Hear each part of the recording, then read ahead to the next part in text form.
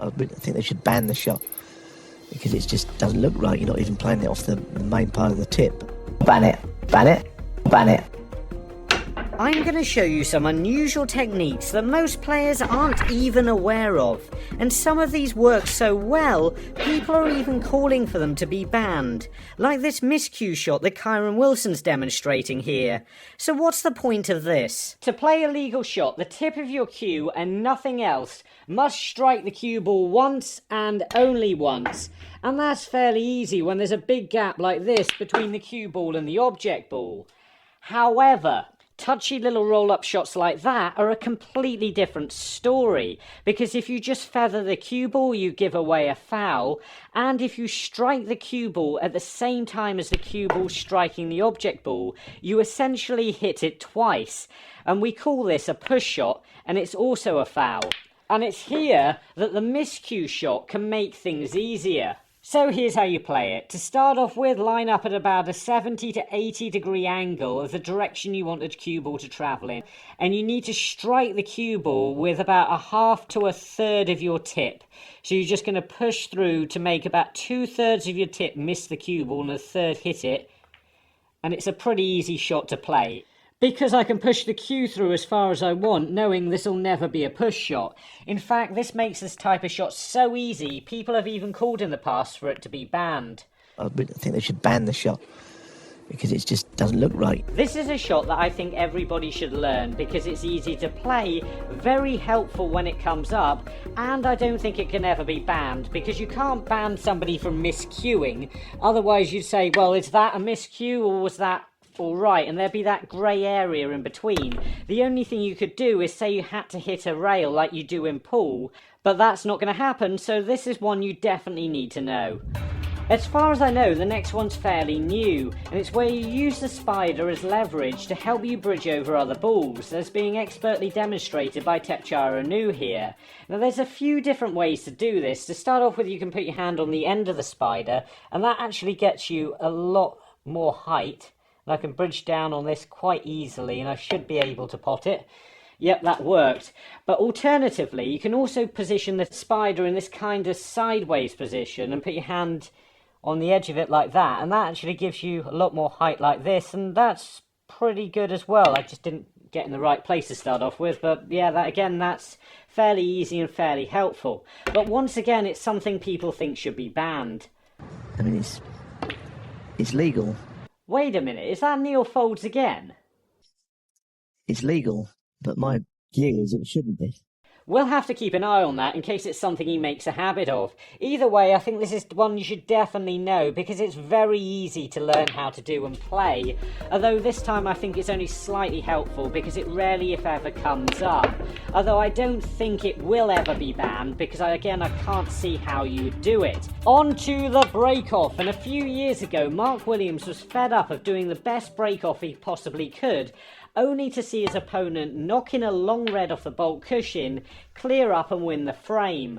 So he came up with a solution, which was very simply rolling the cue ball into the back of the reds to prevent his opponent having any look at a potting angle. And it's hard to imagine this shot ever being controversial. I think they'll ban it, that's what I think. It's Neil Folds again, isn't it? Why is it always Neil Folds? So here's how you play it. To start off with, put the cue ball as close to the yellow as you possibly can. You can do the same thing on the other side and put it near the green, but as Mark did it this way, we're going to do this and use left-hand side, and we want to aim as close to the reds as we possibly can and get the pace right. So when it comes off the cushion, it's going to just jump to the left and drop into the back of the pack, leaving no way back to baulk. It doesn't help you out too much and give you an advantage. It was only doing so for Mark Williams at the start because players were making tactical errors, but when they learned what to do, it wasn't helping anybody one way or the other. I can't see this ever being banned because... How can they ban a perfectly legal shot? Getting in position from here looks like it's going to be a challenging shot, but that's because most people aren't aware you're allowed to do that and jump over the top of the reds. What you're not allowed to do is jump over the top of a ball before you've struck another one. That would definitely be a foul. You're not actually allowed to jump over the same ball as the one you're hitting either. But once you've struck one ball, it's perfectly acceptable to jump over another one, or multiple in this example. To play this shot, you need to strike down at the cue ball at about a 45-degree angle and hit halfway between the middle of the cue ball and the bottom. If you hit about here and then commit to the shot and play it firm, it'll pop over the top of the balls easily. You're definitely allowed to play this shot, and it's moderately difficult to play so long as you've got the right angle. The big question is, why would you want to play a shot like this? And that's why it's only slightly helpful, because if I was in this position, I'd be much better off screwing through the reds or screwing them open and leaving myself in a position where I've got a shot in the black and the reds open. Rarely will this come up where you'll actually want to play it. This is yet another way of playing a delicate roll-up shot, where we can nominate the blue, lie the cue flat on the table, and if you move the tip of your cue underneath the ball, all you've got to effectively do is lift the cue up in the air, and the white automatically just rolls into the blue. It's a really easy way of playing a shot like this, although it only works in certain situations. Because the cushion's in the way here, I can't use it to help me roll in behind the black. It's a perfectly legal shot, and it's moderately difficult to play because you do have to pick the cue up well and lift it with some force, and it takes a little bit of getting used to. And I'd say it's only moderately helpful because it's probably less useful than the miscue shot we looked at earlier. This next one's both incredibly simple to explain and very helpful. Oh, hang on. And it's playing with your opposite hand. Now, you may not think this was ever controversial, but it was once a topic of some heated debate for about 5 minutes after a very angry Alan Robidoux versus Ronnie O'Sullivan match. What do you say, taking the mic? It's not controversial anymore, as players are so proficient playing shots with their other hand that you don't even notice anymore. And I think this is the most helpful thing we've looked at in this entire video. Sadly, I can't give you any advice to help doing it, because I think this is actually quite a difficult thing to learn, and it just requires practice. There's nothing else you can do. Whereas this next shot isn't really helpful at all, as I could just get the spider here, and this is just a lot harder than using... We're going all over the place. Potted it. Not really on the black, am I? So that's definitely a lot harder, and obviously there's no point doing this unless you can't be bothered to go and get the spider. But the way you do it is position your hand about a foot from the end of the rest and push down on the end of it with your elbow. This lifts it up in the air, and if you just get your hand in the right place and keep weight on it, it keeps the rest in the air, and you can just play the shot like that.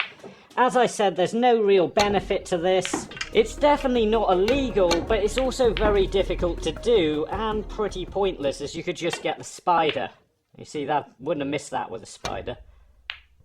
Before the next technique, we've just got to find Alex, who's in Kharkiv, Ukraine, which is there.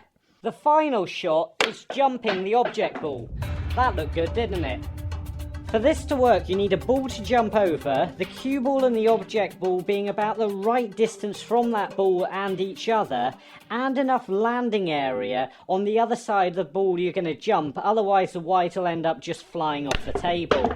It helps if you can put your hand on the cushion, because this provides a solid base to strike down at the white with, and you want to be striking about halfway between the centre of the white and the bottom of the white. Definitely don't go too low because you risk damaging the table. And you just want to make sure you're putting some backspin on it so your white doesn't jump off the table too easily. And then you just want to make sure you also hit it firm, otherwise you won't get it to jump at all. There we go. And it worked out. However, I've never ever seen this shot come up in an actual game, so I don't think I've ever used it. So although you're allowed to play it, it's a very difficult shot to get right, and not very helpful because it almost never comes up. You need almost this perfect situation, otherwise it just simply won't work.